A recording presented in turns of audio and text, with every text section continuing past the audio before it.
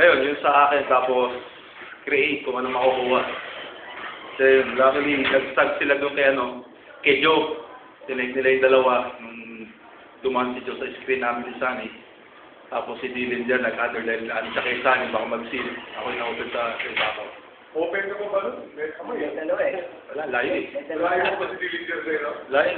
Yung momentum niya, wala, hindi na makakatalo ng mataas eh. So, binuga ko na ba?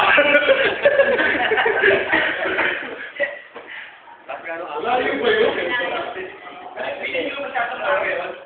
Maaga pa. Eh, katulad nung nakaraan, nag-aantay ako ng good shot. Kaso nung pag-drive ko, nung last second, ayun na, wala na akong makita, wala na akong makarate, nag-error ako. So, nakakita na ako nung chance na yung una rin nun, pwede ko na itira kay Dylan dyan, hindi ko tinira. Tinake time ko, tapos dumaray ako sa baseline, nadulas yung bola. So, inisip ko, sa susunod, pagka nagkaroon ng chance na pwede na tumira, itira ko na, kasi naman may error pa.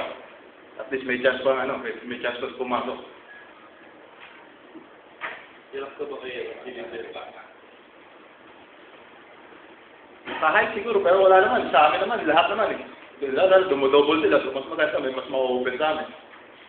Mas gusto ko nga may double dahil mas 3-on-4. Ando dun si LA, si Larry, si Jeff, si Tony, si Sunny. So, kompleto naman kami.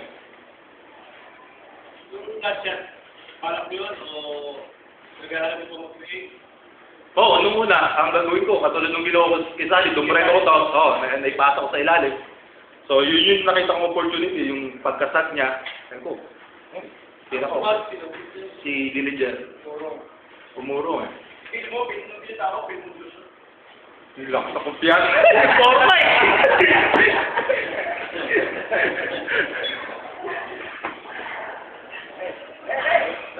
One game away. Yun yung pinakamahirap, yung magkukulose kayo ng series, siguro. Ayun, ano namin, basta maganda yung depensa namin, doon kami yung depensa namin, hassle, saka yung rebounding. So, pag na-execute namin ng mga siguro mag-chance namin naman.